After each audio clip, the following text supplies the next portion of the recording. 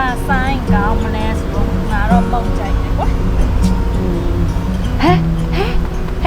အဲ့ဒီမုံငါကြိုက်တယ်အဲ့ဒီမုံငါကြိုက်တယ် အဲ့မုံငါလည်းကြိုက်တယ်ဟဲ့ အဲ့ဒီမုံလေငါတို့ကလေအင်္ဂလိပ်လိုခေါ်တာကူကီဟလားသူ့နာမည်ကကူကီဆိုတော့တလက်စားတယ်နေငါမေးအောင်မယ်ထိုင်းလိုမျိုးနဲ့အဲ့ဒီမုံကိုဘယ်လိုခေါ် ထိုင်းလို့ကြတော့ကုကီပဲခေါ်ကြတယ်ထိုင်းဆိုရင်ကုကီပဲ အဲ့ဆိုရင်ကိတ်မုံကိုရော ကိတ်မုတ်ဆိုရင်ခနုံခေကလို့ခေါ်တယ်ခနုံခေက ဟောပြီးတော့လေတကြားလုံးဘယ်လိုခေါ် ကြားလုံးဆိုရင်လုတ်အုံလို့ခေါ်တယ် ပါမုတ်ကိုရော ပါမောက်ကိုခနုံပန်းလို့ခေါ်တယ်ခနုံပန်း ပြီးတော့အရေးကြီးဆုံးချောကလက်ကိုဘယ်လိုခေါ် ချောကလက်ဆိုရင်လည်းချောကလက်လိုပဲခေါ်ကြတယ် ပြီးတော့လေငါကြိုက်ရေခဲမုတ်ကိုရောထိုင်းလိုမျိုးနဲ့ဘယ်လိုခေါ်လဲ ရေခဲမုတ်ကို ice cream လို့လည်းခေါ်တယ်ပြီးတော့နောက်တစ်မျိုးက ice cream လို့လည်းခေါ်တယ် နှစ်မျိုးခေါ်လို့ရတာပေါ့စိုးပါကျေးဇူးပဲနော်ပြောပြတဲ့အတွက်ငါတို့စိုင်ထဲမှာဝင်ပွင့်မယ်လာ